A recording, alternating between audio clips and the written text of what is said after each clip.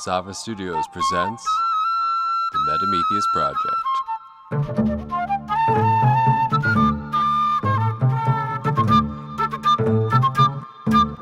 Music AI thing, because I forgot those existed, and I've been a bit obsessed today. There's definitely a skill with crafting prompts. It sounds like it's easy, but to really get it to understand what you're saying. Oh yeah. Oh yeah. I feel you.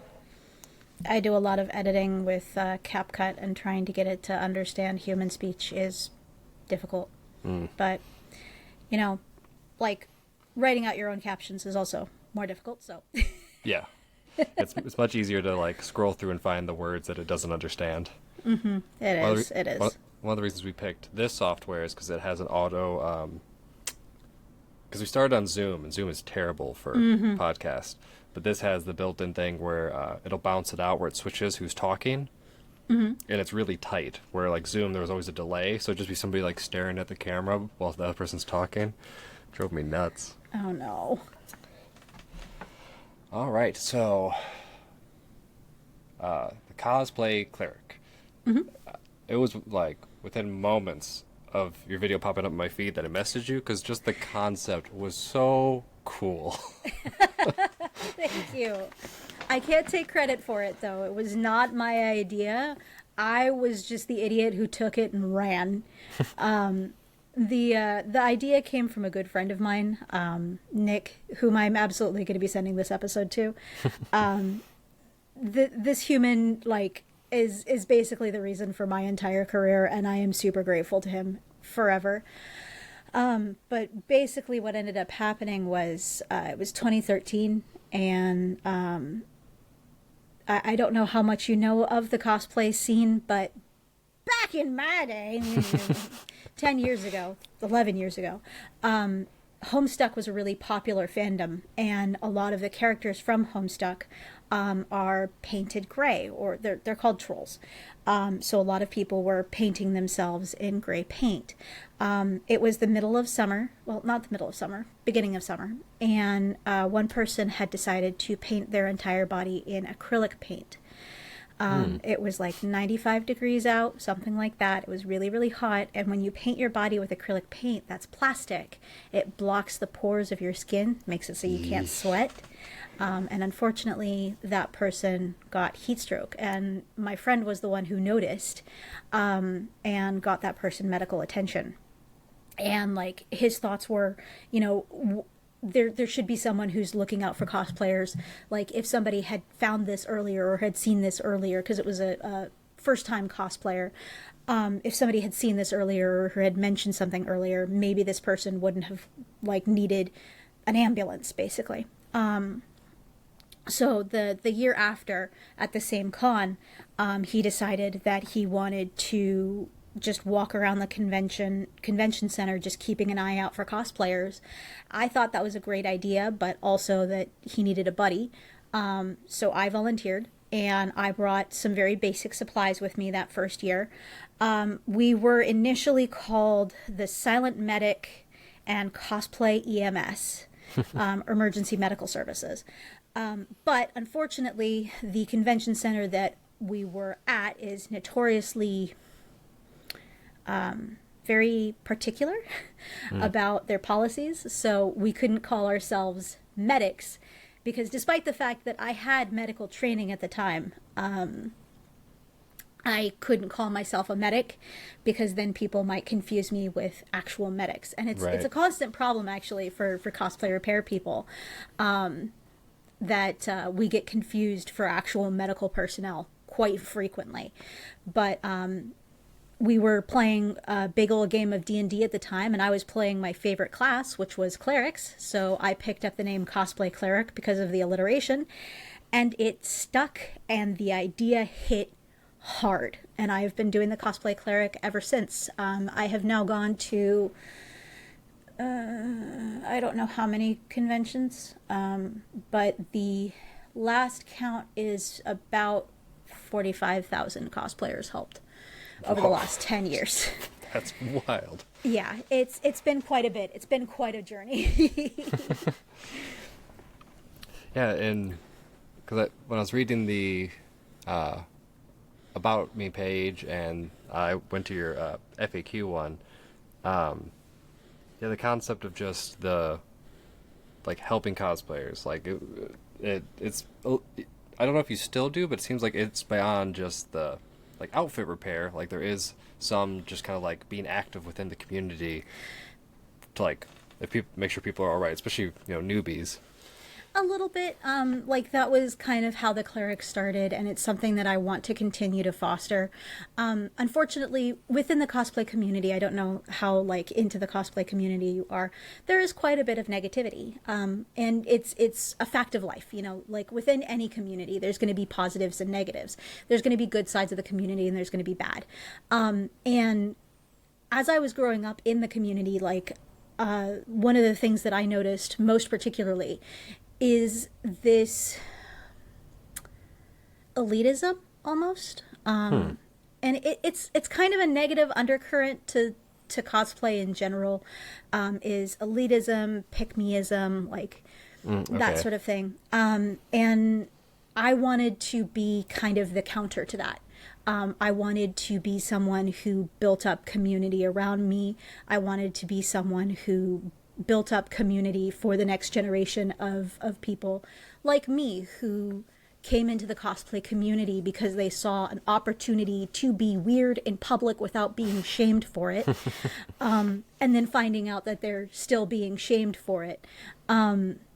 Because like my first cosplay that I ever did, I was San from Princess Mononoke, and I was very proud of it because it was a costume I made with my grandmother. Bless her heart. She's no longer with us, but I loved that woman more than I can possibly say. So like I had all of these wonderful memories of making my first costume with my grandmother, and I wore it to a convention for the first time, and I went up to a cosplayer that I was really inspired by, and she asked why I decided to make the entire costume out of fleece. And Jeez. That I was too large to cosplay San. And I wanted to make sure that that was something that never happened to another cosplayer, or if it did, be proof that that isn't the entire community. And in the 20 or so years that I've been cosplaying, the community has changed. Like this undercurrent of negativity is no longer ignored. It's now being actively talked about, especially on TikTok. And I think that that is a positive step in the right direction for the community to try and figure out, what are the problems that are facing cosplayers? What are the problems that are facing the community as a group? And how can we fix them? And I think that that's kind of like at the heart and soul of what I do, is trying to foster the positivity that the community kind of needs. Yeah, I didn't realize. Oh, sorry. Yeah, no. I didn't realize it went so far back. I'd heard from other people. So I'm cos curious. Okay. I've always wanted to do a couple like actual cosplays. I'm a big fan of Renaissance fairs. I've only ever done like a basic like linen pants, linen shirt, and boots. But I want That's what they all say when they start. And then 5 years from now, you're going to be looking like me. With like an entire closet over there just filled to the brim with costumes. Like, it's a very slippery slope. I'm lucky that warning. my preferred character like thing is wizard, so it's pretty simple. Just robe, hat, staff. It's always the boots. Like when I first started going to the Renaissance fair, like getting, because I don't want faux leather. One, because they tear up really easily in the dirt. And two, you can tell. And now it's a lot more casual, but like when I was younger, so like early 2000s, like you had to be serious or it wasn't like taken as seriously. Now it's been like more open to like half done and like more of the plastic and fake stuff versus time pieces. But yeah, I had heard, because I get a lot of cosplay content, that the like with social media, especially Instagram, that how you can describe it as like pick me thing, where it's like certain pieces of the cosplay community got elevated and get more attention and get more of the I guess corporate backing and all that type of stuff. Because I had always, I guess, in my impression, like I relate cosplaying to like tabletop, which is like a very similar community. Um, but I guess the more I like interact with people more in those communities, and we are seeing a trend in all of them, I think, of like the toxic pieces coming out. Because I guess being slightly outside of all of them, I always imagined they were really inclusive. Because like that's kind of the point, right? Like, because you're being a weirdo, like in a good way, like. Yeah. Well, cosplay is not consent, and the cosplay positivity movement didn't really take off, I want to say, until about 2015, 2016. That's when you really started to see, the pushback towards I wouldn't call it quite the pick-me mentality, but the elitism in cosplay. And at the end of the day, we are all weirdos. We are all weirdos dressing up in costumes and running around in public. But like in those days, it was a popularity contest in some regards, especially like in the era before when you could purchase costumes. So we're talking early 2000s, early to mid 2000s, when you couldn't buy your costumes online. Even if you were straight sized, you couldn't purchase your costumes online. You had to make them. You had to learn how to dye your own wigs. You had to learn, like, we didn't have as many of the resources as we do now. Cosplay in the modern era is the most accessible it has ever been. Ever been. And I am over the moon about it, because it means that this community and this culture and this ideology can try and evolve and grow and continue, because there is a lot of joy in cosplay. There's so much joy in cosplay, and that's why it kind of broke my heart to see a lot of the negativity. But like you dress up as a character that you've idolized for years, and you go out and suddenly you're not you. People are approaching you as if you are that character. People are interacting with you as if you are that character. And just for a little while, just for a slight moment, you can escape all of the demons in your head and all of the negative self feelings and the negative self-worth that a lot of cosplayers feel. And for just a fleeting moment, you can be somebody that you admire, right?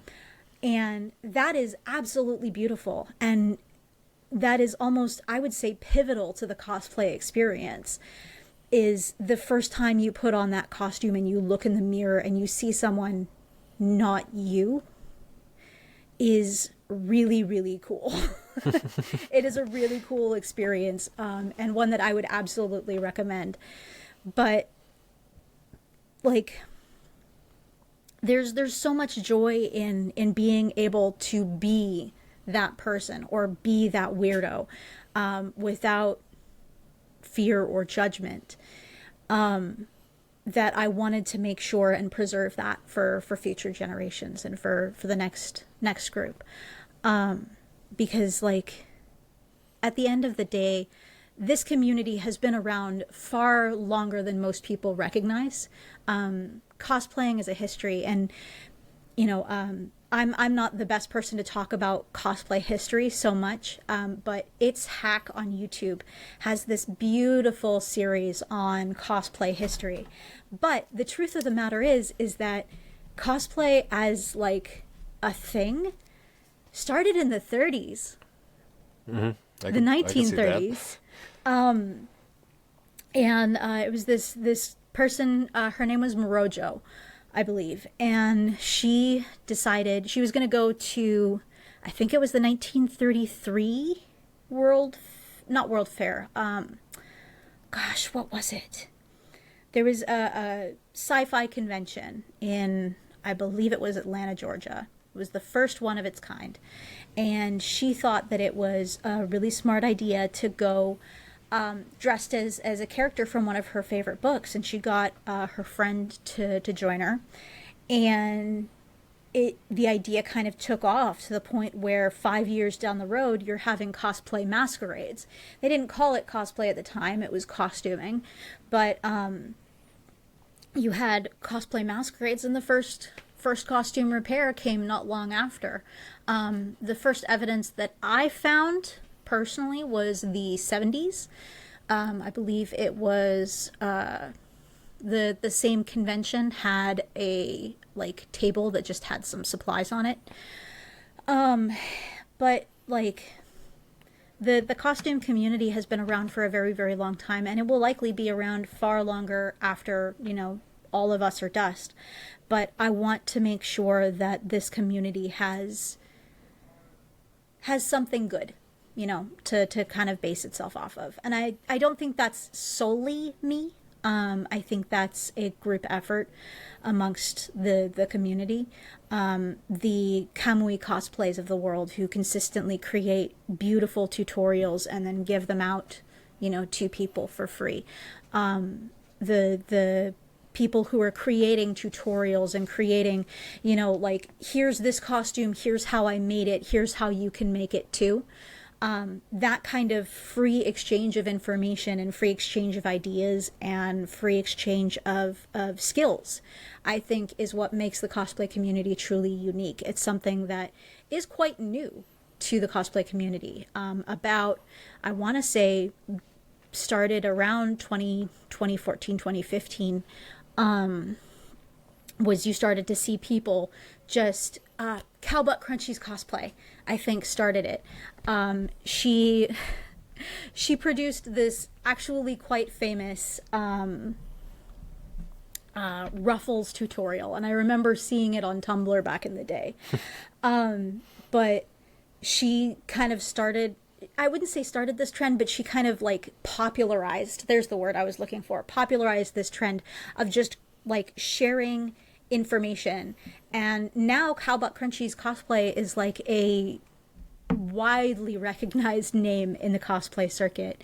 A lot of people owe their costumes to her tutorials and her willingness to share information. And I really hope that that's something that the cosplay community continues to do, is create tutorials on here's how, for example, It's Hack made a comparison from doing ruffles with horsehair braid, which makes the ruffles very stiff, to using fishing line, which makes the ruffles very flowy. For something like a Sailor Moon cosplay, where you're doing Princess Serenity, you might want to use fishing line in the hem of your skirt to make that beautiful, like, flowy, ruffly, angelic look. But when you're doing, say, for example, her Sailor Scout outfit, you might want to use horsehair braid. It's that kind of information that I personally, like I said, think makes the cosplay community a little bit different from some of the others, is just this constant flow of back and forth. Hey, I tried this, it didn't work. Do you have a different idea? And other makers will pop in with like 5 or 6 different ideas of how to construct this costume or this cosplay. And I think that's really, really cool. And like, sorry, I'm That's right. completely, I'm not like the best cosplay construction person. If you want to go into like cosplay construction and that kind of thing, we can, absolutely. But for cosplay, there's kind of different areas of it, I guess. There's your makers and masquerade people, your cosplay influencers, and then the people who cosplay kind of just for fun. And that last group makes up the vast majority. But when it comes to like makers, a lot of them like grade themselves based on, what's the word? The masquerade's kind of judging levels. There's like novice, there's journeyman, and then there's master. Okay. I would kind of class myself as journeyman, but It's Hack and Cowbutt Crunchy's cosplay, both of those are your master level like creators. These are people who have dedicated decades of their lives to making award-winning, high-level, huge projects, and they are projects. And so a lot of times when people say cosplay, that's the people they think of as those master level people who go to San Diego Comic-Con, who are given like not hundreds of thousands of dollars, but thousands of dollars to create a costume for a specific show or an event, bring it out there, the professionals. But the vast majority of cosplayers aren't that. The vast majority of cosplayers are people who, purchased a Naruto costume at Spirit Halloween and decided, okay, I want more than one use out of this. I'm going to wear it to a convention. Those are your vast majority of cosplayers. And that's the vast majority of the people that I work with on a day-to-day basis. When I'm at a con doing costume repair, those are the people that I'm talking with more than anything else. So I wouldn't consider myself like an expert or anything like that. But I have a bit of experience with making costumes and with costume construction to where I can help some of these people out with their costumes, while also providing tools for the master level makers so that they have the things that they need to fix their costumes on the go, because their costumes fall apart too, Yeah, it's different when you're actually out and moving in something. Oh yeah.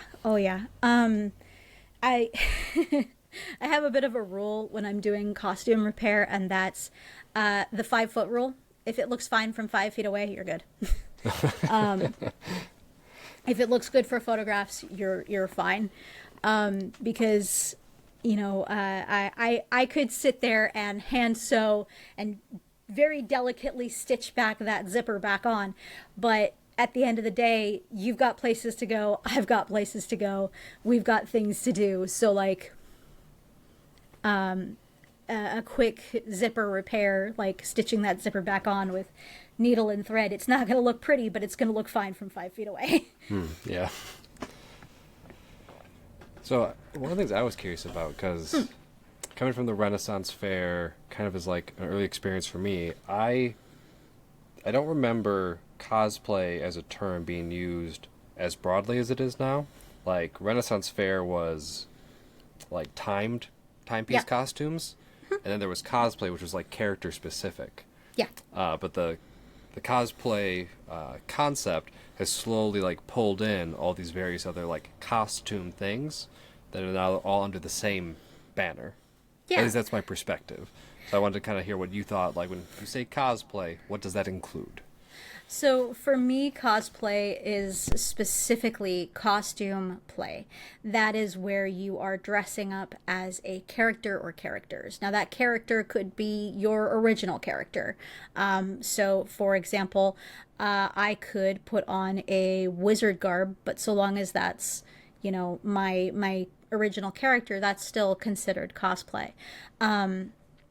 What I do at conventions, I call myself the cosplay cleric, but the truth of the matter is that I do more than just cosplay. I go to fur conventions, I go to Ren fairs, I go to any event where there is a costume. You can probably find me, because I am a nerd and I like costumes.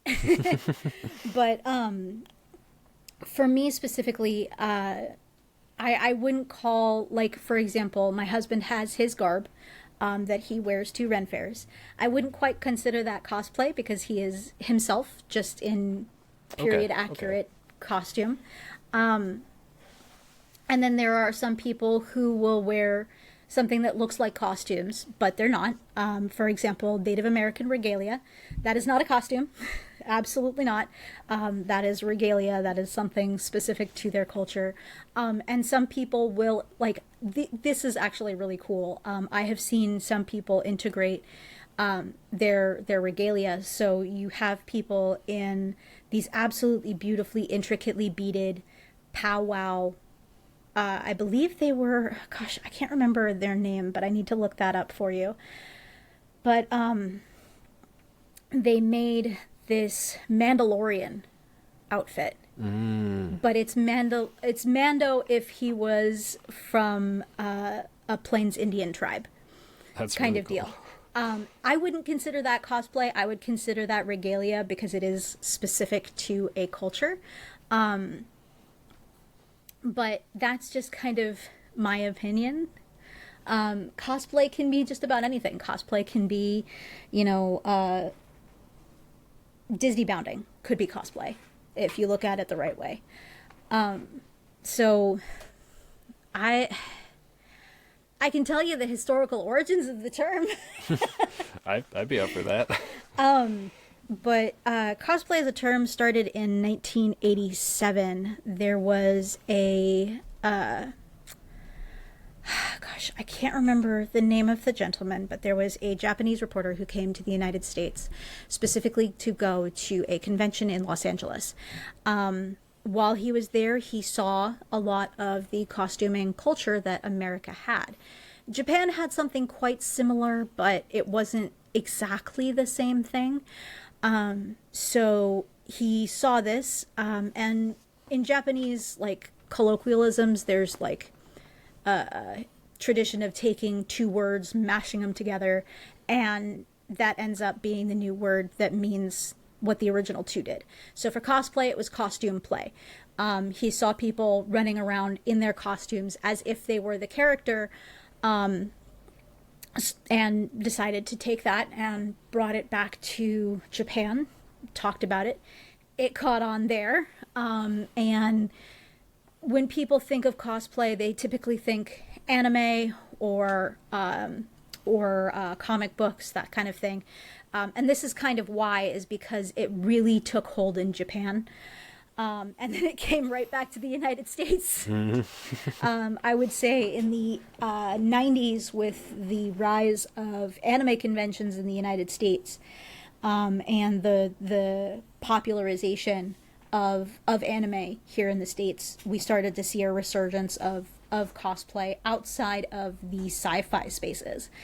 Because the convention that this reporter went to was a sci-fi convention. It was a science fiction book convention, I believe. And it's kind of similar to anime itself in a way, how animation kind of trades back and forth between the two countries quite frequently. Originally, like, rubber hose animation was really big in Japan during the 1930s, 40s, and 50s, and that kind of that style is what you see in a lot of older anime, and then anime kind of started taking its own form, and then that came to the States. The States took it and kind of made it their own, and then it went back and forth and back and forth. So you can kind of see the same kind of trend in cosplay, and I think that mirror is really weird and really cool. Yeah, Rubber Hose started as an American animation style, right? Mm-hmm. Yeah. Okay. Yeah, because I recently had to explain that to somebody, talking about like how One Piece was weird, style-wise, as an anime. Like, it doesn't look like the other animes. I'm like, well, it's Rubber Hose. Like, it's actually an homage to American animation, because One Piece is just filled with Easter eggs and homages and. Oh yeah. Well, if you look at some of the earliest anime, Astro Boy. Mm-hmm. Astro Boy was one of the earliest anime, and it is a love letter to rubber hose animation. But it was uniquely Japanese in its own way, and that kind of sparked a lot of the Japanese, the anime styles that we see today. A lot of them can be traced back to Akira Toriyama's work, but also to Astro Boy and a lot of the early rubber hose animation that became incredibly popular in Japan. Mm-hmm. Yeah, I hadn't considered that. I definitely haven't thought about how much of an influence the sci-fi, because I guess, yeah, if I think as young as possible, one of the because now we think anime, mm-hmm. but when I was really little, if you said cosplay, people thought Trekkies. Yep. Yeah. That was some of the original costumers and cosplayers were the Trekkies, the Star Wars nerds, the 501st, if you've heard of them. The 501st is a very popular Star Wars troupe. They do very screen accurate Star Wars costumes and then use them for charity, typically with programs like Make-A-Wish, or visiting sick kids in hospitals, but you have to sit to a very strict standard to be a part of the 501st. It's actually like a huge honor to get your costume approved by them. But like that scene, that sci-fi scene, was really what kickstarted the costuming that we know today. It was a lot of sci-fi nerds just going to a con to, learn how to speak Klingon. So, okay, building off of the question, so cosplay, from your perspective, which out of the two of us, you are relatively the expert. Like the unique thing about cosplay as a terminology is more character based, because like you separate it out with like your husband's outfit. It's a him in a costume, right? Yeah, it's him in his car. Okay, so now we have like the distinction between like costume and regalia. So like what falls under costume? And I'm kind of leading somewhere with this because I have a thought I wanted to ask you about. For me, a costume is anything that you put on specifically to evoke a certain feeling, right? So that's where it kind of gets murky because, that could be said about a lot of, high fashion.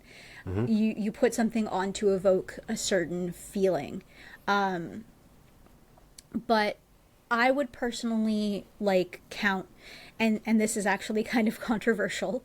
I would personally count J fashion, so your Lolita, or your Decora, as costuming, because it's a style that you can wear pretty regularly, but it's far enough out there that when you're wearing it, you are trying to make a specific statement that you are unique, you are different, you are wearing something that is outside of the norm, right? So if someone's putting on a dress and going to a gala or ball, that's not quite costuming because they're not dressing outside of the expected norms.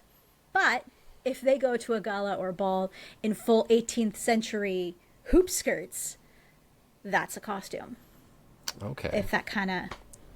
Yeah, that's a good perspective on it. So it would not be considered normal, like, attire for whatever the scene is. Yeah. So you're pulling something else into it. Mm-hmm. Okay. Yeah.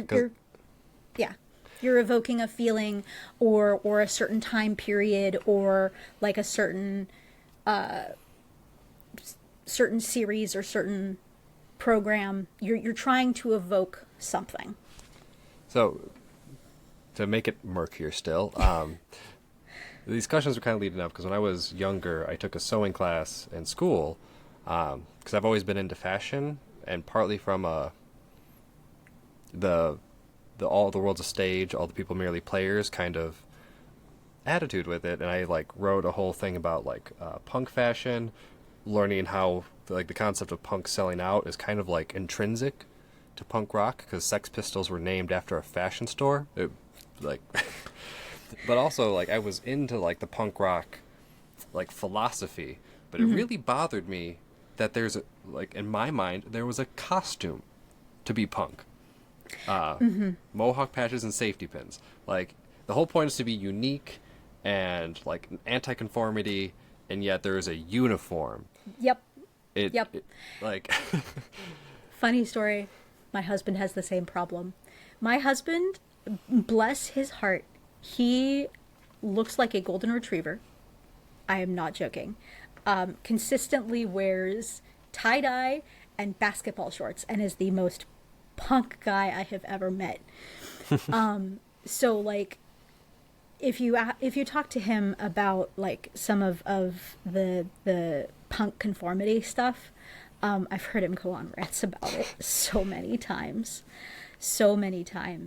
So to be perfectly frank, if you're going to a punk concert in full tie-dye, that's a costume because you're trying to evoke a feeling of I don't have to be this in order to be punk. Could it also go, okay, so at what point, you mentioned the gala, so there's Insane Clown Posse, right? So people are wearing the face paint and stuff like that. Are they wearing costumes or because it's appropriate, or Kiss, or anything Gwar, people dressing up as aliens, any of these themed things? If they go done up, is that not a costume because it's appropriate? So it can be or it couldn't be. It's entirely up to the individual. Personally, I would consider it a costume up until I'm at the event. Once I'm at the event, oh yeah, I fit right in. But up until I'm there, it's a costume. I have Rennie garb. It's actually I have my pirate hat hanging up right there.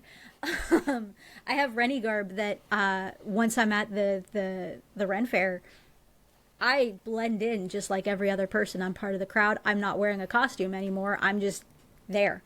But you know, you walk into a 7-Eleven before you get there, and everyone's looking at you like, "Did you just jump out of a time machine? What's going on here?" That's when it's a costume. Okay. And some people, like, I know that the term costume almost gives like a cheap vibe.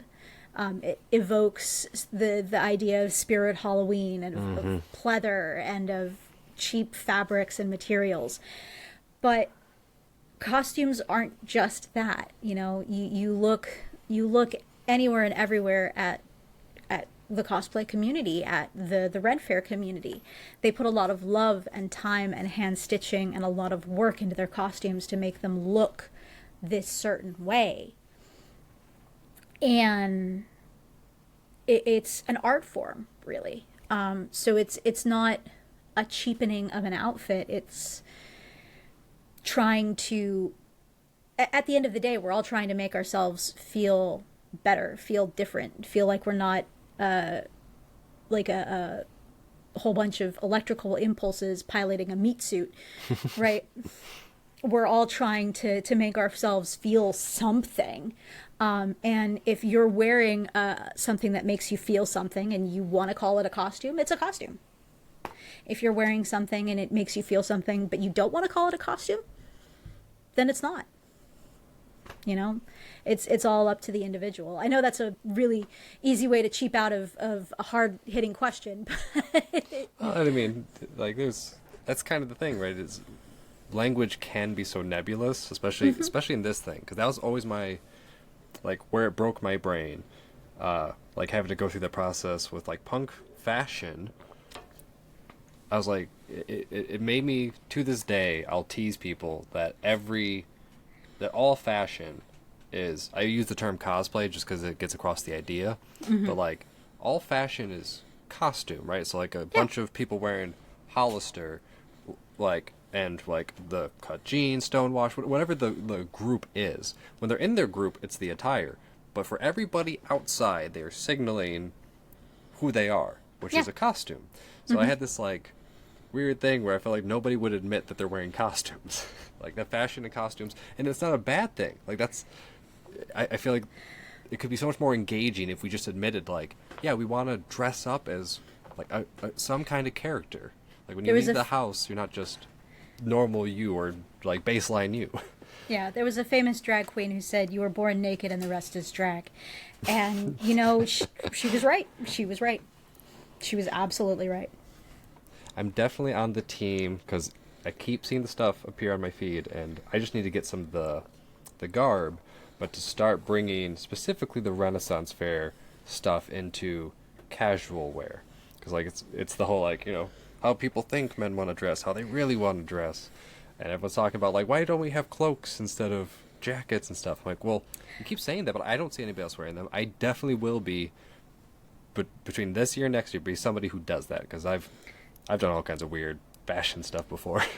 There's a cosplayer that I might actually like recommend to you. Their name is Zach. Let me grab their actual full name off of TikTok here.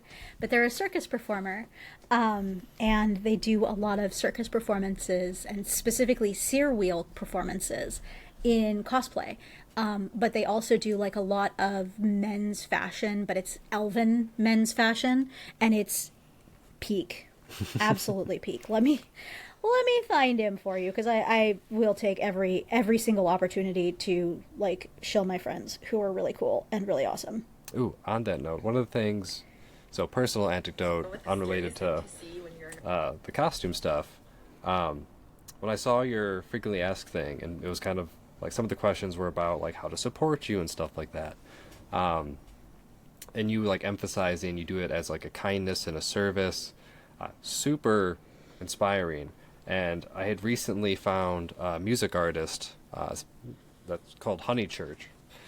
He just came out with a song, Closer to an Ibis. But he did a FAQ like just the week before that I saw, and same thing. People asked him about like what they could do, like could they buy merch, and he's like, how about like share the art? Like I just want it to be about the art and like the community, and like when I like saw his thing hit me super hard, and this is me plugging him to like share because love his stuff. And then again when you did it, like by the time I watched yours, I like sat down for like a couple minutes, like reassessed how I approach the project we do, because I was like as a somebody with a family and a house, like I've become a little jaded even with like my creative stuff. Where I'm like, how can I like make it into something? And I'm losing some of that sincerity and joy from just doing it to do it. So thank you for being an amazing person that brings that into the world. To be perfectly frank, and I'm so sorry to pop the bubble, to be honest, I've been feeling the exact same thing recently. I've been feeling rather jaded. Unfortunately, a lot of my funding is through, and then this is how I do what I do, is through my TikToks, is through my content, is through getting my content in front of people, and those people either liking the content and sharing it, which then gets me funds because I'm part of the TikTok creator program, or by donating. And unfortunately, recently, something has happened in which my content has kind of and I've lost a lot of the spark. But recently, like just last weekend, I was at a convention, and hopefully, like that really like recharged my batteries. And I don't know why, because I am an introvert through and through. I am a socially awkward, like anytime I'm not at a convention, I am a socially awkward little ball of anxiety. But for whatever reason, when I'm at a con, like switch gets flipped and I am extrovert through and through, and my social batteries are recharged by being around people, when normally that is completely the opposite. And I'm hopeful that through that and then through this, I can try and find that spark again, because everyone goes through these cycles, right? And I want to make sure that that's abundantly clear, like to anyone who's listening to this podcast or to anyone who watches my content. I want to make it clear that, it's okay for your creativity to go through cycles, right? It's okay for your creativity to take breaks. It's okay for your creativity to take 6-week weird diatribe where you decide, I want to learn cross stitch specifically for this one small part of my brain that it will itch. And that's 100% okay. Like, that is 1,000% okay. You're allowed to take breaks, you're allowed to take time, and you're also allowed to do creativity in a way that expresses joy to you specifically, right? Because I think in this modern day and age, there's so much, forgive my French, late stage capitalism. There's so much late stage capitalism that makes us want to consume and to buy and to instant gratification everything. And it's okay to not want that. And it's also okay to take your time with something. I have costumes that have been sitting in my bins for close to 5 years now, and that's okay. I have costumes that I've only been working on for 2 weeks. Like it's okay to have bursts of energy and then stop, and then bursts of energy and then stop, or, to take some time to figure out where it is that you want to go with something. And it's okay to give up on something entirely, like some of these costumes I doubt I'll ever finish, but that's okay. That's okay, because it's not about the finished product. It's not about the finished cosplay. It's about the enjoyment that you had in the time that it's spent to make it. Because any time that you enjoy wasting is not wasted time. Well said. I saw that on a fortune cookie somewhere. I can't take credit for it. Yeah. There's nothing new under the sun. Something something Gilgamesh. I just listened to a podcast where they're talking about the Epic Gilgamesh, and I forget how wild of a story that is. I have not read Gilgamesh since I was in high school, but I still remember how weird that play was. Mm-hmm. Yeah, I guess sticking on kind of on that theme, like I've been for the last, I don't know, 6 months really I've got that weird like problem solving compulsion. I very much not with the intelligence, but with the compulsion relate to like the Sherlock character. Where I like solving situational puzzles.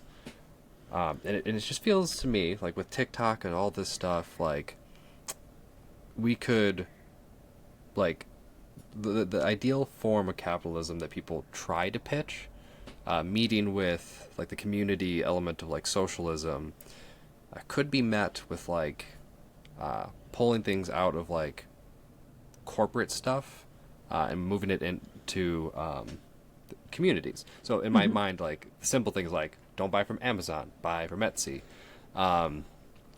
Like set a little money aside, and rather than like having to constantly want to buy this from this person, that from that person, like just go to 10 Patreons and like donate whatever the lowest thing is, $2, $3. It's just a couple dollars from you, but if big communities started doing that, it would pull money away from the corporations and give everybody just that little boost to like have breathing room to then really build up the communities even stronger. So I've been kind of obsessed with that. I don't know how to actually move it in that direction, but I feel compelled to try something to like build that narrative somehow.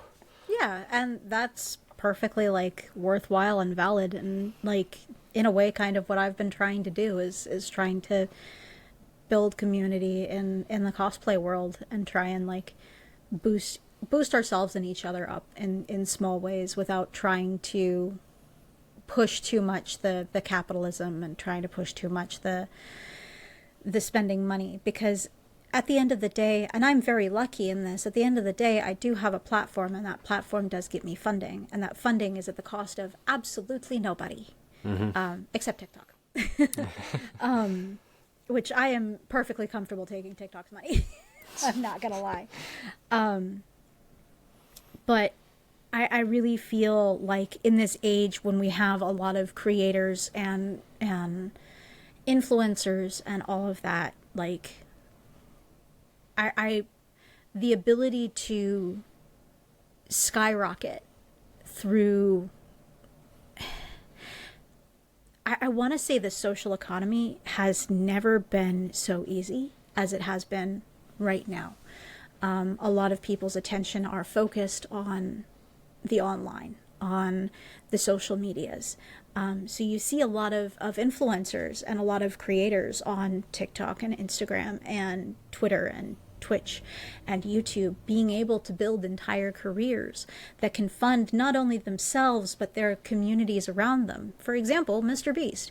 Mr. Beast, his story, I believe, is famously that he got a whole bunch of money, decided to turn it into content, and then got more money off of the content and started just this whole, I want to say Sisyphean, but it kind of is. This Sisyphean constant struggle of creating content to then use that content to make more money, to make more content, but then also using that money to do philanthropy.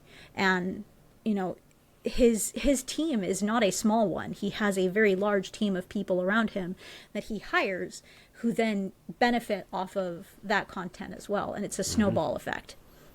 And I really feel like if we can figure out a way to lift all of us up, like even if it's just in little tiny bits, we will all be better off for it. And I know that that's hard. I know that it's holding hands and singing Kumbaya and trying to plug our ears from all the problems. Making content doesn't always pay the rent, but it is little things. The whole Tolkien ideology, little things keep evil at bay. I'm speaking of capitalism, I am going to buy a wood carved thing with that quote on it, because it's one of the best pieces of, it's not from literature because it's not in the book, so one of the best pieces of storytelling and cinema ever is that speech by Gandalf. Like the music and the scene and Yes. Yes. artistic Absolutely. perfection. I would. But speaking of your need to problem solve, might I suggest costume repair? I am not joking you when I say that the most inventive ways to use duct tape, I have never realized how incredibly versatile duct tape is up until I started doing costume repair. You find ways to use chopsticks, skewers, can be used to fix props. Because if a prop breaks, like a pole breaks in half, the best way to fix it is to stuff that thing with chopsticks and tension fit it back together. Not kidding. And like it's problem solving in its purest form. It really, really is. Because you have a certain set of supplies and you have to figure out how to fix this thing with the supplies that you have. And you don't always have the right supplies on hand. So sometimes you just gotta figure it out somehow. Yeah. I think there's something to be said about most crafts being like a problem solving thing. And that's one of the bigger picture things I hope, because yeah, it seems like these communities are getting stronger and stronger with the internet thing, which is what makes like the TikTok ban and some of the stuff like a little concerning, but the momentum's already there. So even if it does, ideally just shift somewhere. Yeah, that's my thought is even if TikTok went away tomorrow, those communities are not going anywhere. I know they are not going anywhere. People are very critical of Elon Musk, but he does own the rights to Vine, and there have been rumors that he's got like it on the back burner, that if TikTok goes down, he's just going to reboot it. And like I don't know about Vine, to be honest. Anything owned by Elon, I'm kind of sketchy about. But I am very sure that if TikTok goes down, ByteDance is just going to start up a whole nother corporation, port the AI right on over, and say, "Hey, here you go. Here's a brand new company. It's brand new, never been used before." It's got to have its headquarters in the States. That's what makes it tricky. TikTok's headquarters are in this. Well, their headquarters are in Hong Kong, but their U.S. stuff, their U.S. data center, is in Texas. Yeah, which is what makes the whole thing so like it. When you listen to people talk about it, it just doesn't. The logic doesn't flow. But my point was that like we're seeing a strength of these communities building, and I'm kind of hoping that like it's the people have gotten so used to thinking of success as the big successes, being super rich, super wealthy. But if we imagine success as like just a good life, right? The little things type of thing. And we like squeezed, right? We pulled the bottom up and pulled the like luxury level down. We could all live like lives of quiet luxury and have like jobs that are more fulfilling. Because on an episode I had with Alex where we had a sound problem, so it didn't air, I talked about like in my vision for the world and something that like I would Mr. Beast do if we take off in any capacity is I want like tailor, seamstress, not chains, but like decentralized organization that has things in major population centers. It's like you can go to this place where they use fabrics from like, if you're in the Midwest, it's the Midwest. If you're out west, it's whatever. But like you're using fabrics from the surrounding areas, and then you're like hand making, because like making a shirt and like just pants isn't that complicated. So you could go to like one person, and if a whole county went to one person, like there'd be a multiple person team, and you could get it repaired. Like my dream version of that is like if I had Mr. Beast, not even Mr. Beast kind of money, just enough money where I get my quiet luxury, everything above that I'm going to invest in doing cool shit is what I call it. But I would set one up and then like figure out how it works, and then do the share thing where it's like, okay, here's how we do the distribution, like, or not distribution, logistics and blah blah blah, like show people how to do that, because I think that would be awesome that we stop going to Walmart or going to Amazon or Shein Like, have somebody in town that makes the clothes. So what you're saying is we as workers should seize the means of production Yeah. and make it local. Yeah. It clearly, when you lay out the thing, that would give, because then, like, okay, it's like, well, there's a lot of people. Okay, so then a lot of people now have jobs. Yeah, you have the sheep farmer who's now raising sheep for the local community to have wool. You have the spinner who is now turning that wool into usable fibers. You have the loom or the weaver who's turning that fiber into a usable cloth. And then you have the tailor who is now taking that cloth and turning it into a garment, a t-shirt for you to wear. And people... That's the supply chain. Yeah, and people overestimate... Like, it would probably be slightly more expensive, but you're also getting a better quality, which means more longevity. But there's already a lot of middlemen that people don't think about, because it's passing through profit incentivized corporations. So it feels cheap, but somebody has to be making, like, good money on it. So either they're creating a phenomenal amount of waste, so the price you're the money you're saving is at the cost of the environment and, like, social damage. Yeah. So somebody's paying that price. And it probably wouldn't be much more than you actually think. So No, it's not. Paying, like, and you do see this a lot in the Ren Fair kind of world, where you see ethical fashion being touted a lot more, where, you know, you have people that are buying garments that are $100, $200, and yeah, they're expensive garments. I have garments in my closet that are $300, $400, but these are garments that were made by someone that I purchased the item from, so I know exactly who is you know, benefiting from the money. The, like, product, the end product is a lot more well made, because I know that the person who is making it isn't stressing about how they're going to be able to feed themselves or their kids that night. You know, it's like you think that it's a lot until you realize that that's what garments, especially garments, always were supposed to be. Every single piece of clothing that we wear, every single one, is made by hand. All of them are. I hate when I see that on a tag where it's like handmade. I'm like, in a factory. It is made in a factory, but you have to realize that sewing machines like that one make every single piece of clothing that we wear. At the end of the day, there is no machine that has the ability to make a t-shirt like this whole cloth. There are machines that can do the cutting for you, but there aren't machines that can put it together for you. That is all done with human hands, but it is done with human hands in a factory 9 times out of 10.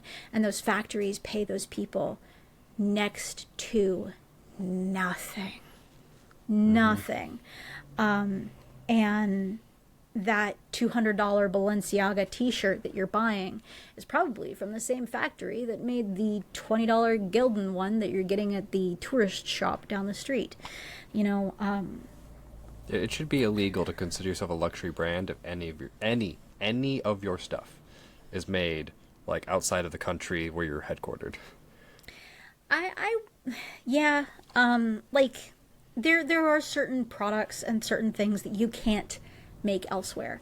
For example, there are certain kinds of dyes for fabric that unfortunately have been lost to time, and we're slowly starting to learn how to get back. The royal purple is one of them, which was made specifically with, like, certain types of snails, I believe, where they had, like, a purple dye that they got from eating a certain plant in a certain spot. That's a luxury. That is 100% a luxury. And it is a luxury that you cannot get in the United States. You have to go to a specific part of the Middle East in order to get that specific color. That's a luxury. Like, but if you are making t-shirts at the same factory as Shein, and then turning around, slapping a logo on it, and calling it $300, I'm looking at you funny. Hmm. I'm looking at you funny. Yeah, there was an expose that circulated for a little bit, where it was one of those, it was one of the Sheen style companies, and it was at their factory. They're like, well, how do you afford stuff? Like, oh, well, we do work for other clients like Puma and Nike and. Yep, yep. It's funny, like your Coach bags, your Prada bags, they're typically made in the same factory that makes the $10,000 Hermes Birkins. It's the same factory, just different logo. Hmm. It's just a different logo. But like back to the ethical, garment makers, typically they're people that are sourcing their own fabrics from either dead stock, so cast-offs from the fashion industry. I know that Opal Moon Designs does that quite frequently, where they'll go to the LA garment district and take a look at dead stock fabrics. They will select something that is cast over from the fashion industry, and they will create garments from it, from something that would otherwise go to a landfill. And then they will sell those garments because they made them at their location here in the States, and they're paying their workers a fair wage for skilled labor, and it is skilled labor, just to make sure that these people get the money that they need to pay their bills, to feed their families, to go to college or go to school, and I really feel like, unfortunately, with the advent and the rise of fast fashion, we have forgotten that that's how it's supposed to be. Clothes have always historically been very expensive, to the point where a lot of times your average person's wardrobe was maybe 1 to 5 pieces. You had something that you wore every day, and then you had like 1 or 2 things, like a coat of some kind, a pair, like 1 or 2 pairs of pants, 1 or 2 pairs of shoes. People's wardrobes were small, very, very small. And it was only the fabulously wealthy that could afford these elaborate, beautiful clothes that we think of when we think of historical costuming and historical fashions. And the main reason for it is survivor's bias. I will say that. But for the vast majority of people, for the longest amount of time, clothes were the most expensive thing that they owned. It was the one thing that they took very, very good care of, because it was way, way, way expensive to replace. Mm-hmm. So they made things that would last, and then they took very good care of them. But the unfortunate thing is that because a lot of times the expensive wardrobe was what survived, and this is a lot of the times why we think people were skinnier back in ye olden times, is again because of survivor bias. A lot of times these clothes would be eventually repurposed, particularly for historical fashion, because this is one of the things that I get into. Particularly for historical fashion, a lot of times if you had a plus size dress for someone, that would be handed down to another person, or repurposed into rags or into bags. Like the cloth was never just discarded, and it was never just kept. But you know what was kept?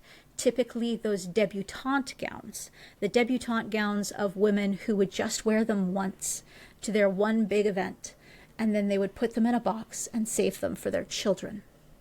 Those dresses that were made for 13, 14, 15-year-old girls, those were the ones that survived, because they were the ones that were worn once and then put away. And so a lot of times the historical garments that we have are smaller, are more elaborate pieces, because they were used for these sorts of things and then they were put away. Whereas the larger garments, the more day-to-day garments, don't survive because they were used. And when they were used and like they eventually got a rip or a stain or a tear, they were turned into other things, because again, fabric is expensive and difficult to produce and difficult to manufacture, so they didn't want to waste any of it. the amount of waste was a lot lower because, at the end of the day, like, no matter what, you can still use even the most beautiful of silks as a wash rag. Like, if it's at the end of its life, it can still be used as a wash rag, and so that's unfortunately the fate of a lot of these larger clothes for larger bodies, or your day-to-day clothes, is they eventually ended up as wash rags. I didn't know any of that. It makes sense. Especially when you like talk about that. Yeah, it's the concept of like trending fashion had always been, the lifestyle of the rich and famous type thing. Yep. And it's that weird thing where I'm kind of hoping we're starting to get over that finally, because it's as media, so from even just the newspapers, really, when people could start seeing and engaging with like celebrity in a way that they couldn't previously, that just grew and grew and grew, and everyone kind of wants to like feel like a celebrity in their like casual life versus seeking that like quiet luxury. They want the opulence, like their own like take on opulence. And I feel like people are starting to get disenchanted. I hope people are starting to get disenchanted with that. Yeah, I can see that. But also, as people become more and more educated, I see a lot of people shitting on Gen Z. I really do. I'm sorry for my French. I apologize. I've tried so hard not to swear this entire episode. I swear a lot. I always pretend like I'm not going to, and then I do. But the truth of the matter is that Gen Z is the most educated generation that has ever been produced. That is the truth. And by extension, millennials and Gen X are waking up to a lot of the things that we always thought was true, but really aren't, because we can communicate with each other, because we can build community with each other, because we can talk to each other, and it is so easy to do nowadays. I could pick up the phone right now and I could see what's happening in Japan, in Mongolia, India, Vietnam. It is easier than ever for all of us to speak with each other. And with the rise of being able to translate things very quickly, I'm not a big fan of AI, but that is one of the things that I really appreciate is very quick translation software. And we are getting there to where you can speak with, a random person off the street in Beijing, and you can have a back and forth conversation and talk with each other. And that interconnectedness and that community and that being able to speak with each other without the middleman in between, without the news media saying, this is what people in China think. No, I can just go talk to someone from China,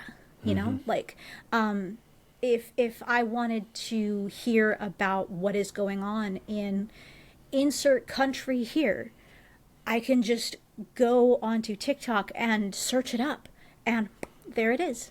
There they are, and we can talk with each other without that middleman barrier, without that language barrier. That, I think, is what is going to save us. And that is kind of the reason why Gen Z is the way that they are, I feel. I'm a millennial. I'm an elder millennial. An old fogey. But I have a lot of faith in the younger generations, in their ability to see through a lot of the lies that they've been presented, because they've grown up in an era where you can just look it up. Mm-hmm. It is so easy to get information. It's easy to get misinformation, but it's so easy to get information these days, that a quick Google search and, you can, a politician is saying, oh, I've done this and this and this, and you can go, did that actual guy do that actual thing? No? Okay, well, I'm not voting for you. The amount of clips of, well, I didn't say that, immediately followed by a clip of them saying. Trump. What? Huh? I mean, it's so many of them. And kind of to your point, like we can keep in touch with what's happening now throughout the world, but not just now, the history of every single place, like the more critically understood version of history for everywhere. Yep. So like we're getting a sense from exactly where we came from, exactly how we got here. Yeah, Generation Alpha is the one that I'm like, because again, I grew up punk. I was into all kinds of crazy stuff. I'm not a jack of all trades. What's the Renaissance Man? Yep. I'm interested in everything. So I'm curious to see. So like with my kids, I'm curious to see how they plan to rebel. Because I'm like, I don't know what you're going to do that I won't find interesting. And I hope you offend me somehow because it's going to be hard. But Generation Alpha isn't going to have the social media shock that Gen Z had. So Gen Z got hit really hard with that. Yeah. And Generation Alpha is going to grow up seeing the fallout of that. So they're going to have all the equipment, all the like developments, all the knowledge, and the experience of the like technological boom. Yeah, I'm very excited, very interested. Yeah, I'm hopeful for the future. Everything's like the news media and all that. It's a lot of doom and gloom, but I am still hopeful for the future, and I don't know if that paints me as an idiot or what, but honestly, I don't care because I would rather be hopeful for the future and disappointed than live life as a cynic who's never surprised when something good happens. Mm-hmm. And this is one of those weird. I don't say this to people directly, but it comes up a lot in my personal conversations where we know so much. So, example, like with the politicians, like saying stuff and then being like, "Oh, I didn't say that." Like, you should know that we know. Like, so with the doom and gloom versus being optimistic, like we know that the fear mongering and the doom and gloom thing is bad for psychology. It empowers people who abuse power. Like the thing that builds a better future is hope, idealism, like optimism. Like we know this sociologically, economically, psychologically. We know this. Like we have evidence. So when people are like, oh, like when you see all the doom and gloom news, like part of the response should be, this is probably not true, and even if it is true, the way to change it is to not give into it. Like, yep. Yep. I would fully agree with that. One of my tag phrases is there's a lot of mysteries in the world. This isn't one of them.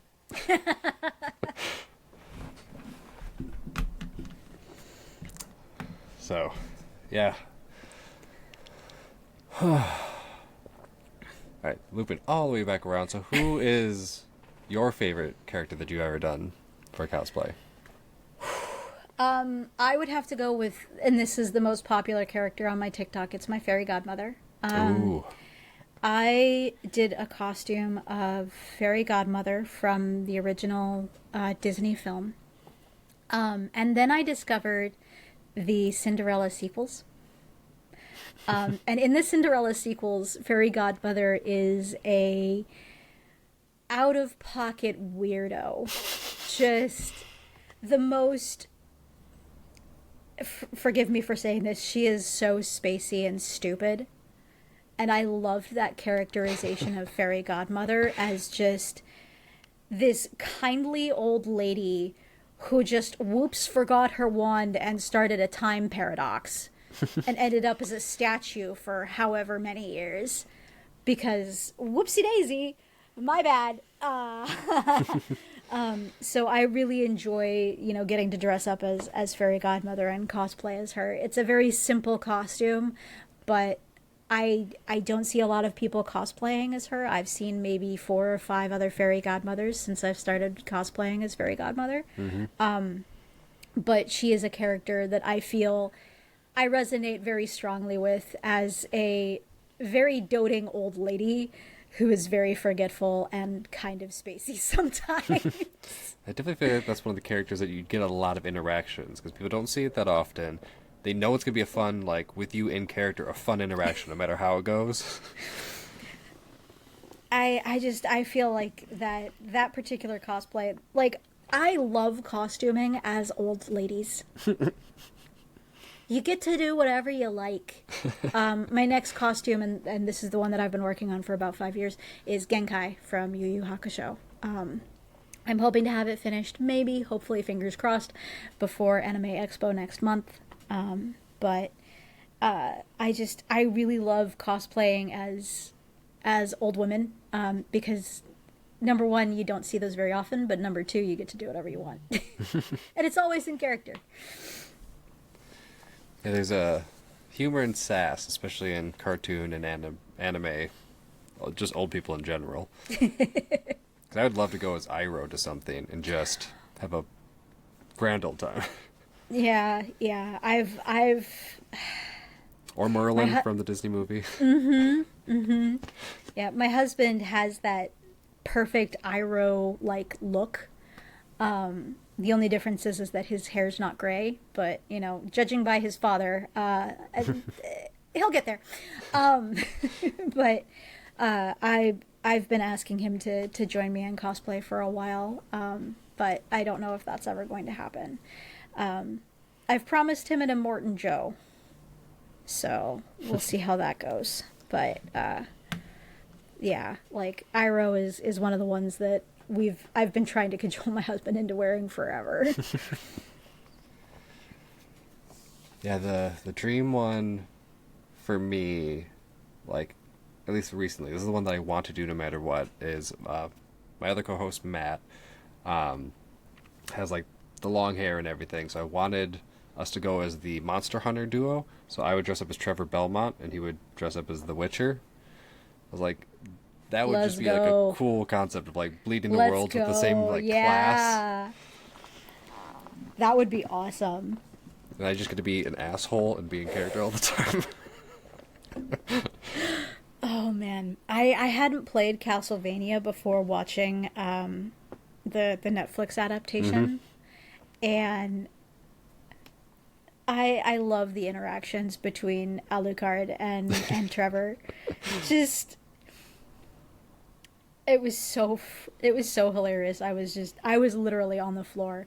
That first meeting where it's Trevor and Alucard, yes, fuck you too. That whole line, that whole scene is just so peak. What's the quote? Trevor Belmont. God shits in my dinner once again. Every time I hear it. Oh. You would make an amazing Belmont. Yeah, I could do the beard for it. I have to change the hair thing. Definitely would have to do a wig, but I'm okay with that. Yeah, because other than that, like, I just want a good Renaissance Fair outfit is my biggest thing, because I had one and like just lost the pieces through moving, tragically. Yeah. Well, the good news is that Belmont is kind of dual duty. You can wear him to a Ren Fair. No, if I just take off the crest pieces, I can use that base for anything. Even with the crest pieces, like most of the Ren Fairs that I've been to out here in California have been very, very chill. Like it's not a Ren Fair unless the TARDIS shows up at least once, and there's at least 2 Trekkies walking around in just the regular Star Trek uniform. It's gotten to the point where several staffers from my local Ren Fair will wear like the Star Trek badge on the inside of their garb. And like anytime they see Trekkies walking around in their normal uniform, they walk up to them, flash the badge, and be like, "What the heck are you doing walking around in that? You stick out like a sore thumb. What about the Prime Directive?" Wonderful. Just peak stuff. But like honestly, if you put together a Trevor Belmont, I don't see why you could go to a Ren Fair in a Trevor Belmont. Well, that was the plan. Yeah, was to give myself an excuse to get the gear for Ren Fair by doing it as a cosplay for the dual purpose thing. And to see who notices, like, who picks up on who each of the characters are, and if anybody puts together what the connecting piece is. Every single Ren Fair staffer will be able to. Guarantee it. The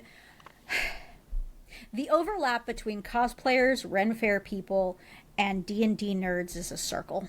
And it's funny, because I don't actively do any of those, and as hard as I like, we ended up getting the Dying Five guys on, my favorite podcast all time. So another plug, Dying Five, it's worth a listen. It is awesome. But that ended up in the Twitter feed for the Metametheus project after I spent a week only following and interacting with philosophy, science, politics, stuff like that. And after like just 2 weeks of me being on Twitter, it's like, you like tabletop games, don't you? I was like, you're not wrong, but Speaking of plugs, I found the username for my friend Zach. It's Scarred Mewtwo. Let me SCARREDMEWTWO. They do a lot of cosplay content. They also do a lot of like garb content. They're the ones that put together this amazing cosplay of a Senator Anakin. Basically what would happen to Anakin Skywalker if he was allowed to be happy and raise his kids with Padme on Naboo and becomes a senator for Naboo. that's cool. Put together this amazing costume, and that's how I found him. But he's somebody that I would highly recommend that you specifically follow, because he does a lot of that elven kind of Ren Fair-esque men's fashion, just as a casual side thing, as well as his circus work and then his work as a cosplayer. And he's a master level cosplayer too, so like really, really, really talented and really skilled too. Yeah, so like outfits take a long time to make, just because like there's no like I guess good shortcut, because like I've done fashion and like some seamstressing, but like it can be tedious. Like there's just a time sink involved.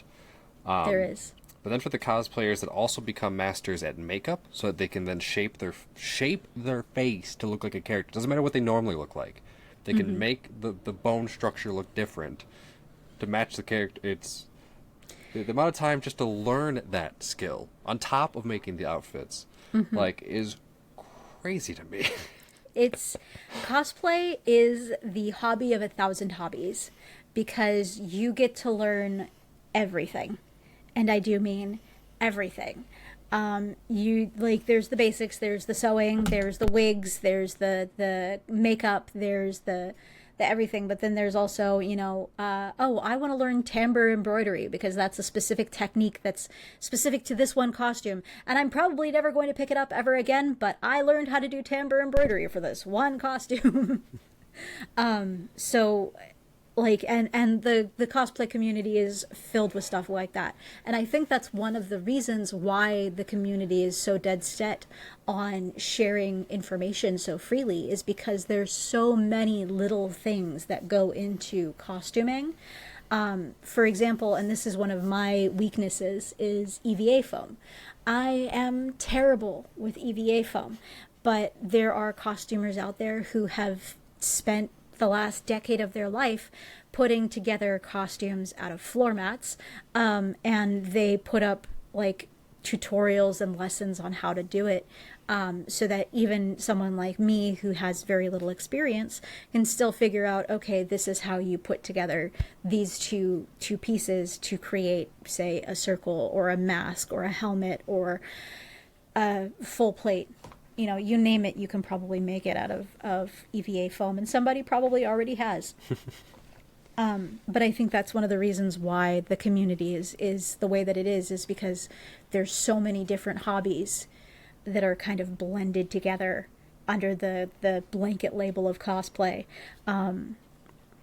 Like woodworking is part of it. Metallurgy can be part of it. Some people make chainmail, so chainmail is part of it. There's all these little things that can go into a costume, and these people learn these things specifically for cosplay. So it really couldn't have happened the way that it did if people weren't willing to freely exchange information. So like for me personally, my strengths lie in sewing and then this thing, which is the embroidery machine. So I do like, I don't do as many as I used to, but I do like little sewing tips and tricks. Here's how to put together, like, here's how to get a sewing machine for the first time. Here's where to get a sewing machine. One of the things that I'm currently working on is teaching people how to use something like that. And you can go to your local quilt shop, and 9 times out of 10 they'll have classes where they'll lend you the use of one of these machines so that you can work on a project for a little while, because those machines are expensive. But and like maker spaces where you can rent out a 3D printer for X amount of time, learn how to use it, learn how to print with it, and create a project. So I really feel like that is at its core what the cosplay community should be about, is about teaching each other how to make our silly little costumes.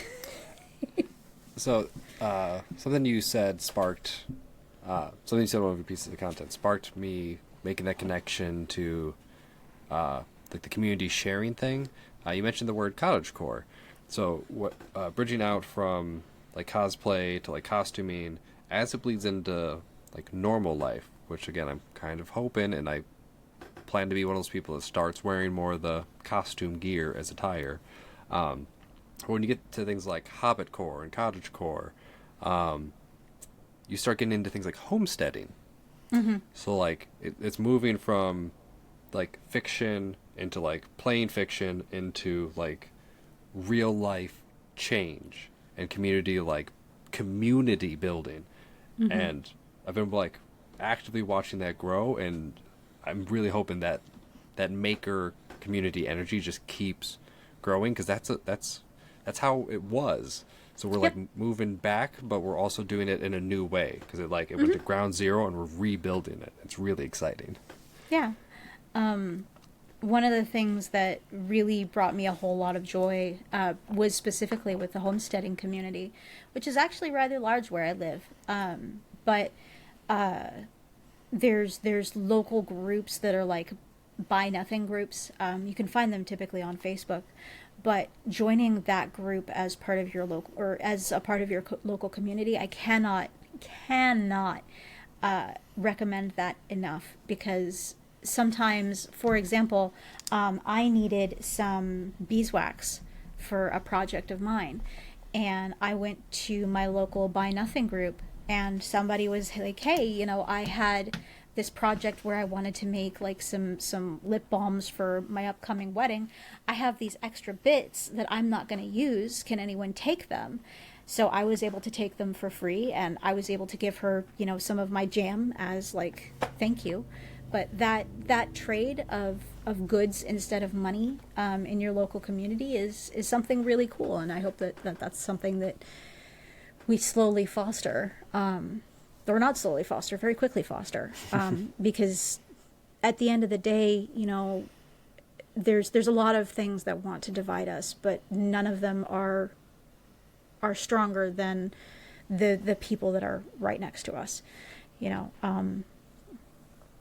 It's this whole country, this whole planet would not be here if it weren't for humanity's like ability to rely on and depend on each other for things that we might not be able to do.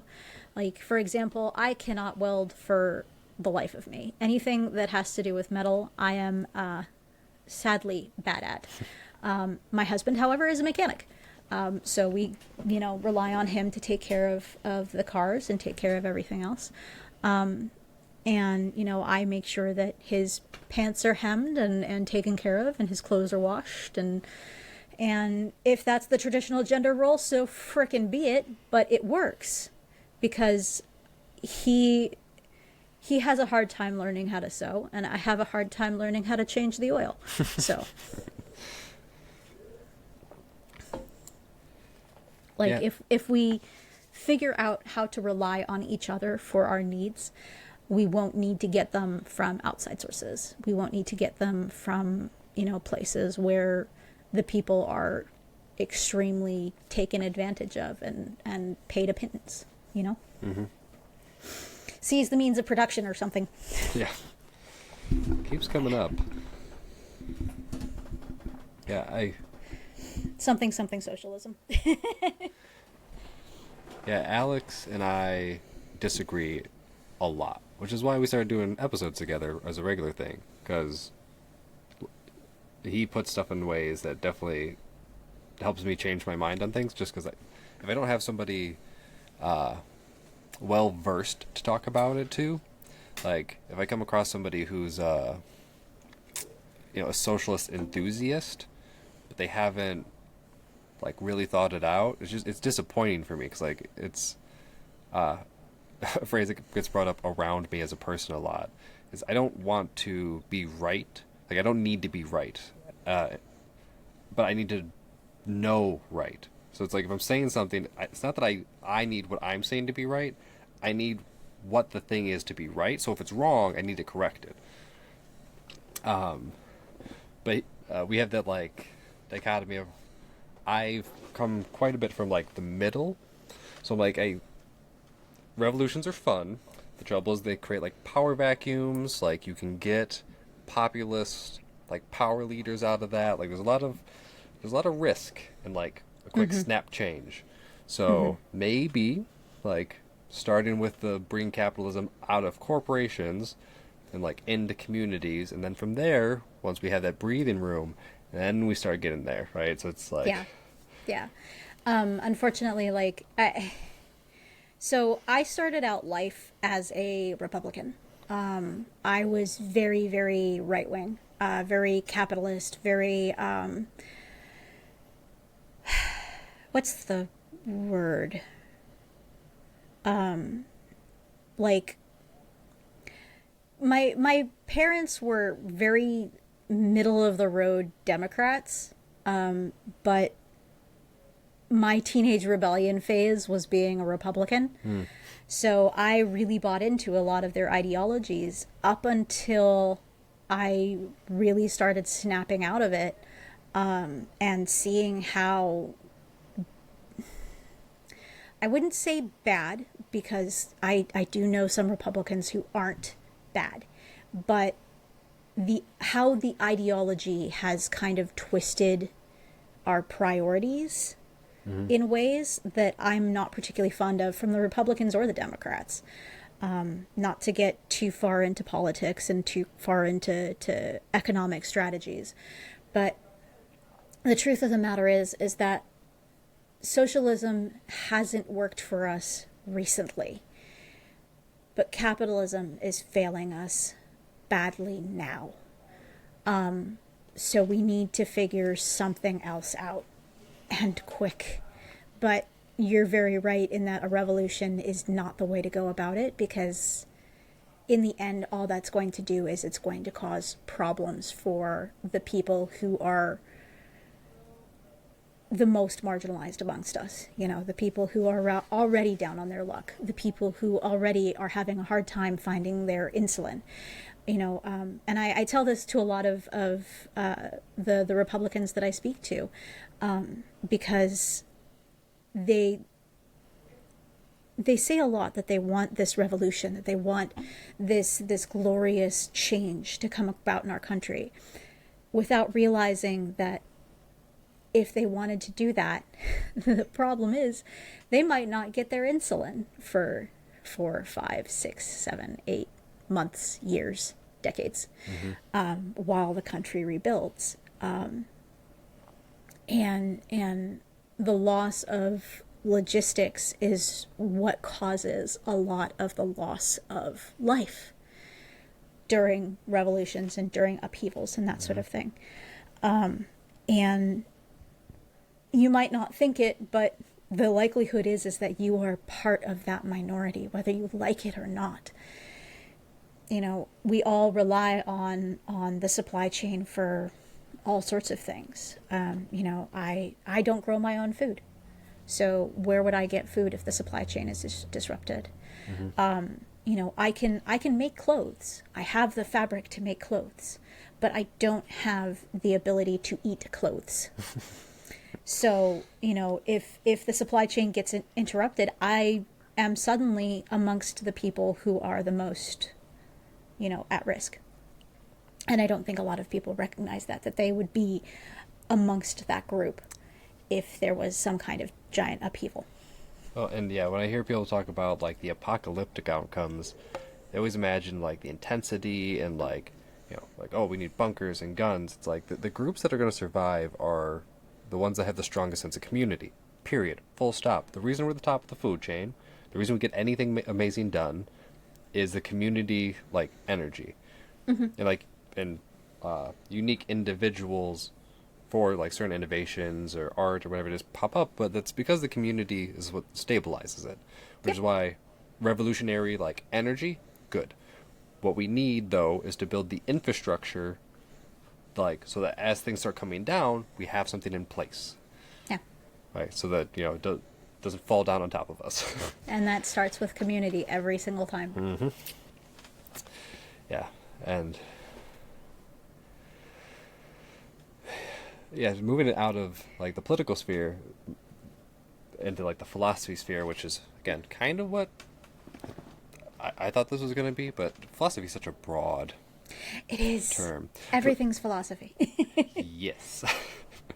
But my big thing that I've been thinking about, like as a first principle concept, is it's like, oh, economy this, or what about this? It's like, okay, can we like just get down to the like baseline first principles philosophy? What is the point of this? Not the purpose of life, not the meaning of life, but isn't the goal for life to be better? And again, back to we know that the better it is for more people, for community, the better it is for individuals.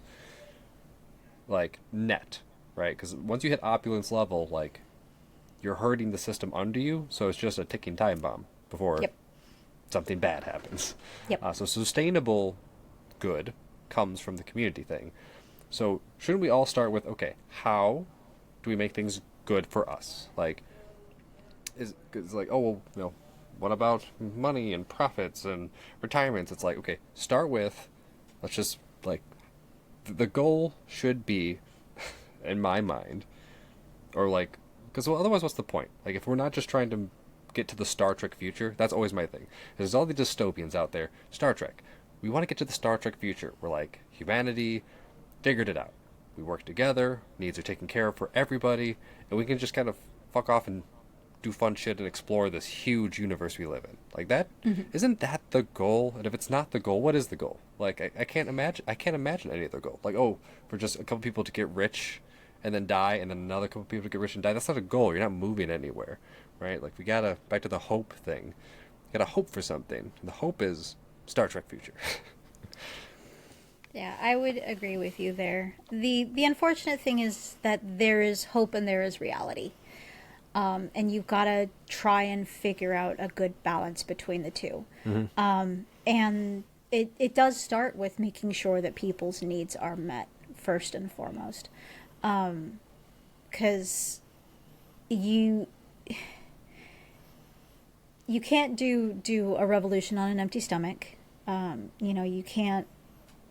You can't figure out how to fix the world while, people are hungry.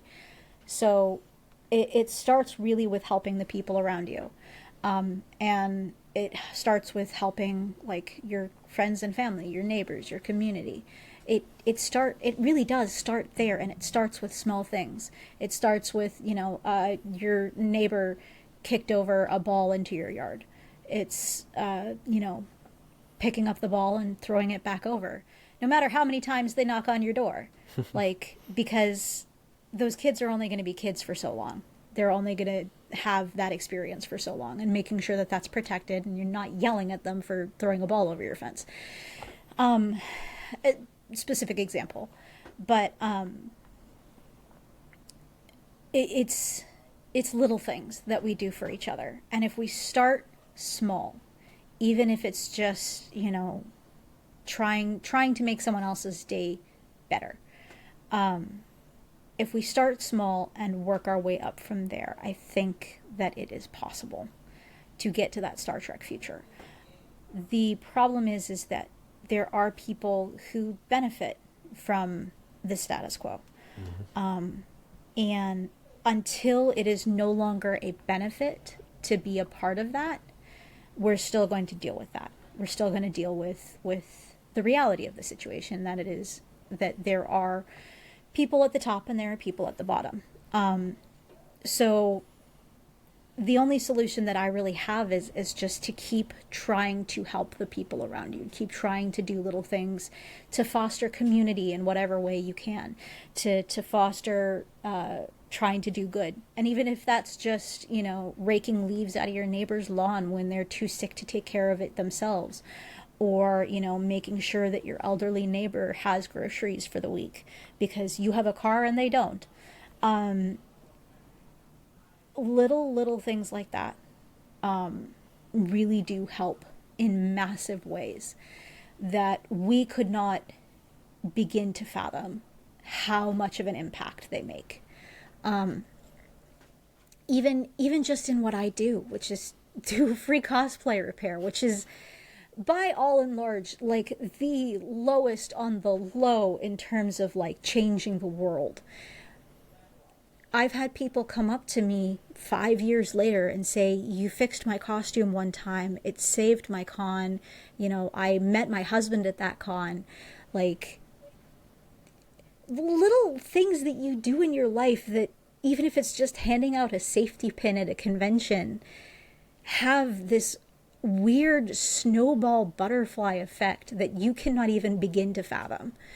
But yeah, I had a cosplayer a couple months ago come up to me and say, you know, you gave me a safety pin at Fanime like 5 years ago, and I met my husband at that con, and you know, it was in that costume, and like, thank you so much for giving me the confidence to continue wearing it. Otherwise, I don't know if I would have met my husband. And I'm like, what? But okay, cool. Like,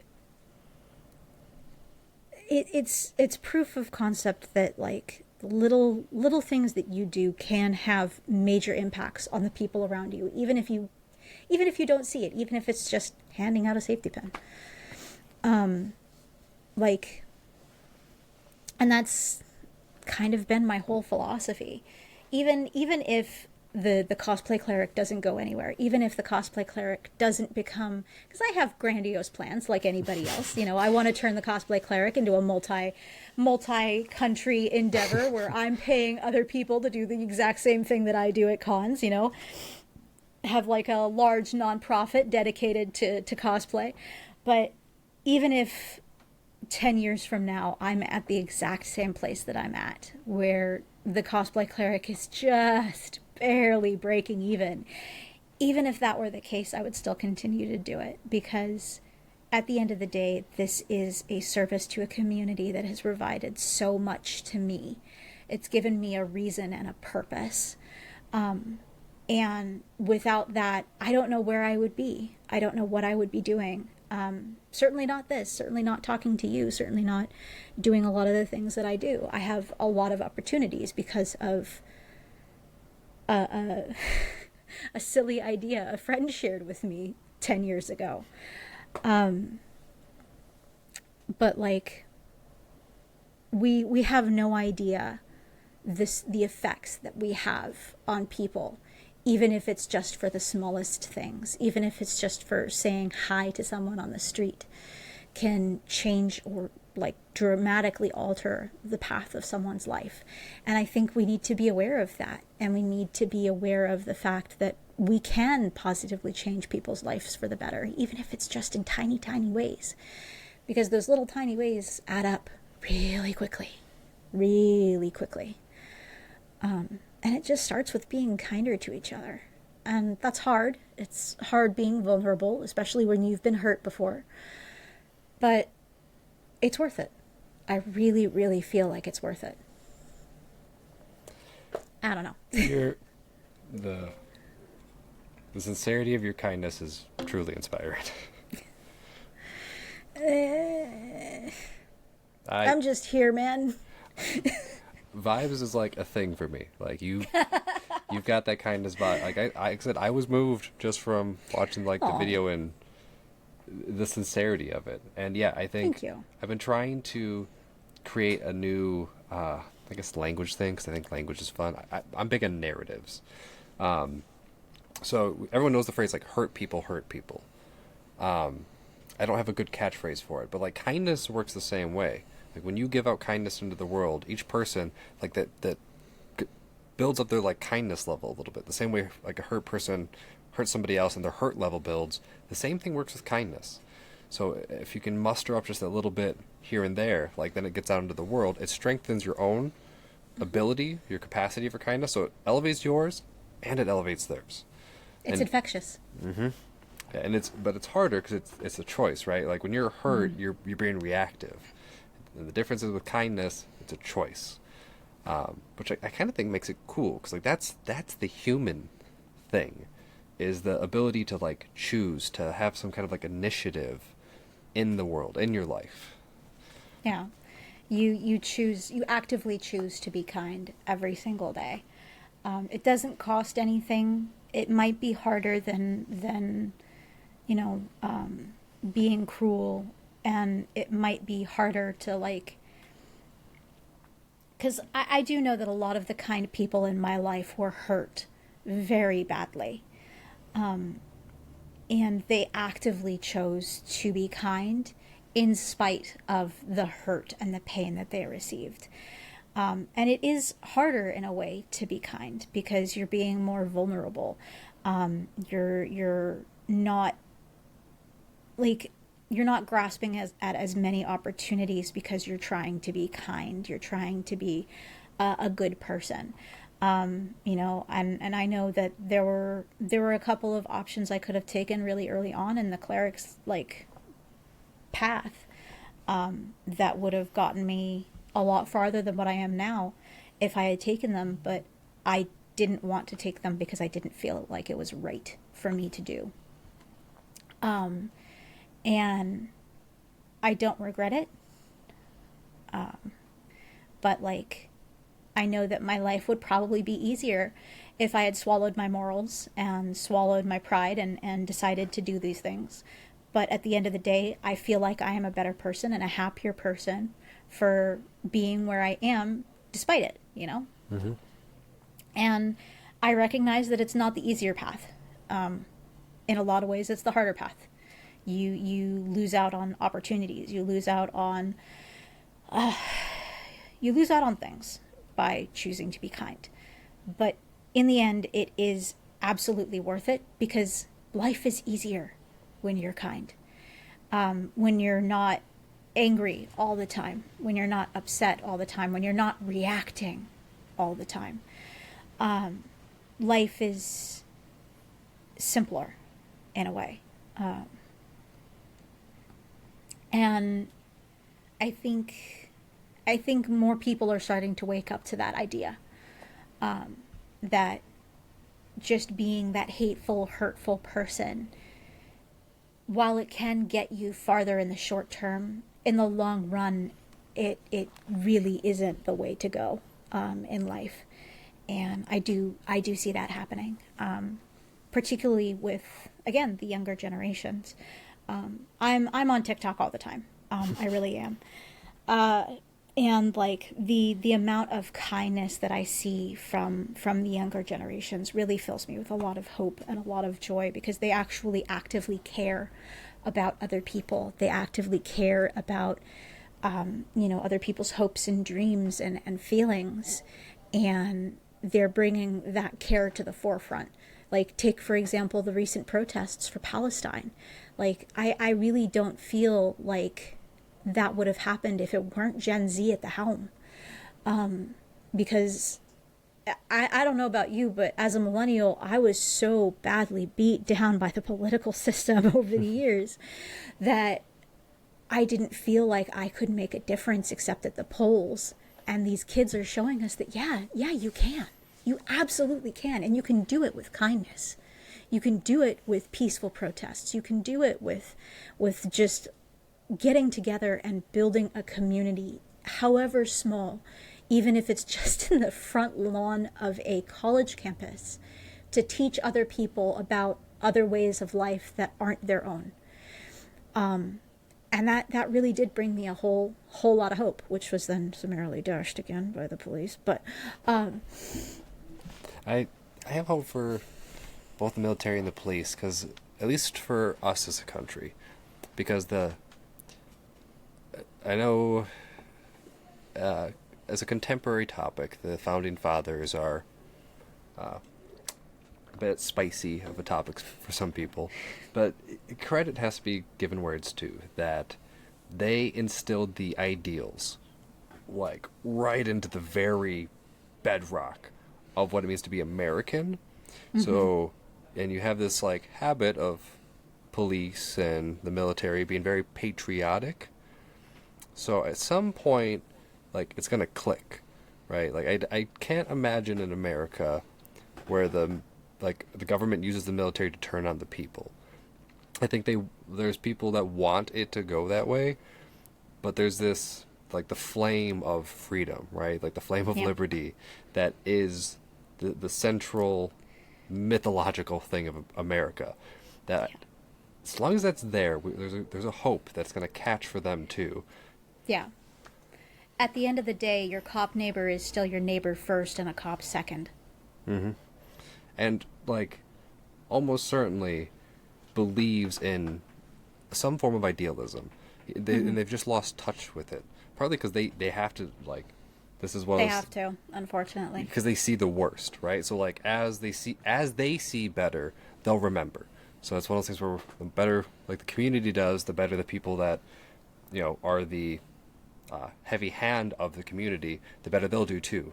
Like, it's a whole bunch of hurt that we need to start healing. Like, that's...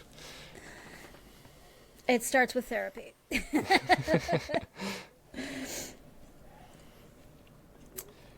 Yeah. All right. So about the 2-hour mark, it starts. The video starts acting funny because it's uploading. So I think, yeah, kindness and community. I think that's a good note to end on. I think so too. It was really great being on the show. I really appreciate this opportunity to sit and talk with you. Like, I came on here just thinking that we were gonna just talk about cosplay, but like, I really appreciate like the deep intellectual, political, whatever that conversation was that we just had. Jumble of nerdy weirdness. When I try to explain what the podcast is to people, they're always confused. They're like, oh, what's your niche? What's it you're trying to do? And it's this conversation, but like, I'm like, you have these conversations sometimes, right? You're like with a group of people, and you find that person. You're like, we got like a vibe. We don't necessarily have like anything specifically in common. Just the funny bits all fit together. And it means we're gonna talk a lot because we'll switch from thing to thing to thing, like. So it was built around that, but it was really hard to describe to people. So we're like, we're just gonna start doing it. Like, yeah, this is kind of my husband and I's motto, to the point where we had it on our wedding. It's mutual weirdness. My weirdness and your weirdness just kind of fit, okay. So I guess I'm stuck to you forever now. But like, the idea of mutual weirdness and community is kind of like my whole shtick.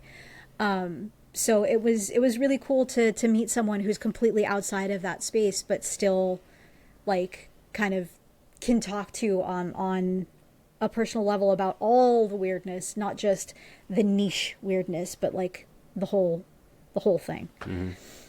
I don't know if that word salad made any sense. We've been going for a while, so I guess the tag off is stay weird and be kind. Stay weird and be kind.